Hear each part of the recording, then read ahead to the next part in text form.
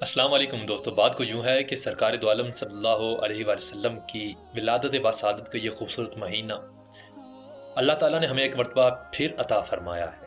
ہر سرکار کا امتی اپنی استطاعت کے مطابق سرکار کے میلاد کی خوشیاں منانے میں مصروف عمل ہے۔ اسی ضمن میں چند کچھ میلاد شریف منانے اور چراغاں کرنے کے تقاضے آپ کے سامنے رکھتا ہوں۔ سب سے پہلی بات یہ کہ چراغاں کرتے وقت، سجاوٹیں کرتے وقت، جھنڈیاں لگاتے وقت اگر نماز کا وقت ہو جائے تو آپ اپنی اس جو عمل ہے، جو کام ہے، اس کو وہیں پر چھوڑ دیں اور پہلے نماز کی طرف جائیں، کیونکہ نماز فرض ہے اور جو آپ کر رہے ہیں یہ ایک مستحب عمل ہے۔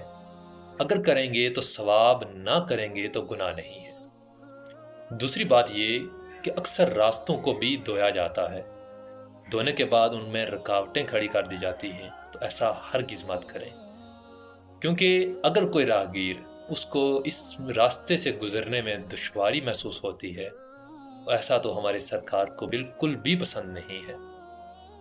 ایسا ہمیں ہرگز نہیں کرنا چاہیے، کوئی راستے بند نہیں کرنے چاہیے، یہ ایک غیر شرعی اور غیر اخلاقی عمل ہے۔ تیسری بات یہ کہ اپنے بازاروں کو سجاتے وقت، لائٹنگ کرتے وقت کبھی بھی کسی سے پوچھے بغیر اس کی دکان سے بجلی کا کنیکشن مت لگائیں۔ یہ انتہائی غیر اخلاقی حرکت ہے۔ اگر اس انسان کے دل میں کچھ بھی خیال گیا تو بھی آپ گناہ گار ہوں گے بجائے ثواب کمانے کے۔ اگر وہ بیچارہ پوچھ بھی لیتا ہے تو ہم لوگ اس پہ فتوے لگانا شروع کر دیتے ہیں۔ ایسا ہرگز مت کریں، کیونکہ ایسا کرنا ایک اچھا عمل بالکل بھی نہیں ہے۔ تیسری بات یہ کہ اکثر لوگ کہتے ہیں کہ ہم نے محکمے والوں سے اجازت لی ہے۔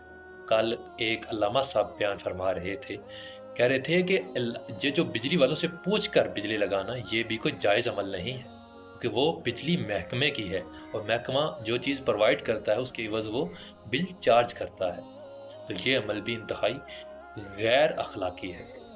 اگر آپ سرکار کی محبت میں اتنا ہی گرفتار ہیں تو اپنی جیب سے بل ادا فرمائیں۔